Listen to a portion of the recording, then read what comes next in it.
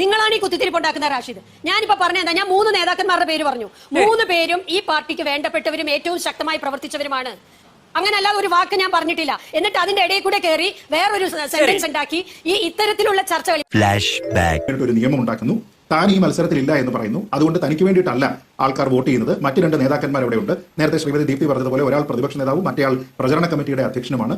അപ്പൊ അവരെ മുന്നിൽ നിന്ന് നയിച്ചതിന് ശേഷം അവസാനം ഈ കപ്പ് കിട്ടുന്ന സമയത്ത് കപ്പ് വാങ്ങാനായിട്ട് ദിൽവാലെ ദുൽഹനിയ ലേ ജായേഗെ ആയി പോവുക എന്ന് പറയുന്നത് ശരിയായിട്ടുള്ള ഒരു സമീപനമല്ല. അതുകൊണ്ടാണ് ഈ ആശയക്കുഴപ്പം.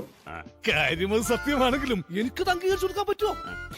ശ്രീജിത്ത് പട്ടേൽ ഇവിടെ നിരവധി കാര്യങ്ങൾ പറഞ്ഞു. ശ്രീജിത്ത് പണിക്കർ പല കാര്യങ്ങളും പറഞ്ഞു. പിന്നെ എംപിമാർ മത്സരിക്കുന്ന കാര്യം, ഹൈക്കമാൻഡിന് അങ്ങനെ ഒരു തീരുമാനവും നയവും ഇല്ല. ഹൈക്കമാൻഡ് മറ്റുള്ള സംസ്ഥാനങ്ങൾ ഇപ്പൊ തന്നെ നോക്കൂ, ആസാമിൽ മത്സരിച്ചു, എംപി മത്സരിച്ചല്ലോ.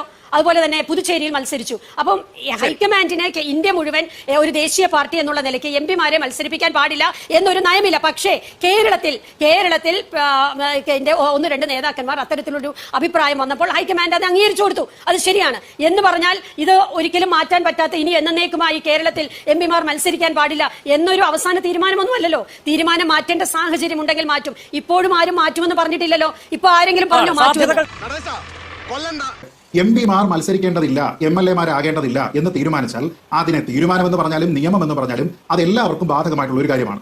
ആ നിയമം എഴുതുന്നയാൾ അയാൾക്ക് വേണ്ടിയിട്ട് അധികാരം കിട്ടിയതിനു ശേഷം അതിനെ മാറ്റി എഴുതാൻ ശ്രമിക്കുന്നതിൽ അനീതിയില്ല എന്ന് ശ്രീമതി ദീപ്തി മേരി വർഗീസിന് തോന്നാത്തത് എന്നെ അതിശയിപ്പിക്കുന്നു എന്ന് തന്നെയാണ് ഞാൻ പറഞ്ഞത്. കാരണം അധികാരം കിട്ടിയതിനു ശേഷം നയിക്കേണ്ടുന്ന ആളിന്റെ തെരഞ്ഞെടുപ്പ് കോൺഗ്രസ് പാർട്ടിക്കുള്ളിൽ സുതാര്യമായിട്ടാണ് നടക്കുന്നത് എന്നുള്ള അഭിപ്രായം എനിക്കില്ല. എന്നാൽ നടക്കുന്നതെല്ലാം ന്യായമാണെന്ന് ശ്രീമതി ദീപ്തി മേരി വർഗീസിന് അഭിപ്രായമുണ്ടെന്ന് അറിയുന്നതിൽ എനിക്ക് സന്തോഷമുണ്ട്. 4 മാസം മുമ്പ് കൊച്ചി മേയർ തെരഞ്ഞെടുപ്പുമായി ബന്ധപ്പെട്ട് ശ്രീമതി ദീപ്തി പരിഗണിക്കപ്പെടാതിരുന്ന സമയത്ത് ഇതേ അഭിപ്രായം ഈ സുതാര്യമായിട്ടുള്ള പ്രക്രിയയെക്കുറിച്ച് ഉണ്ടായിരുന്നു ദീപ്തിക്ക്? നിയമമാണെങ്കിലും തീരുമാനമാണെങ്കിലും പറഞ്ഞാൽ മതി. കിട്ടേണ്ടതൊക്കെ കിട്ടിയല്ലോ, സമാധാനമായല്ലോ.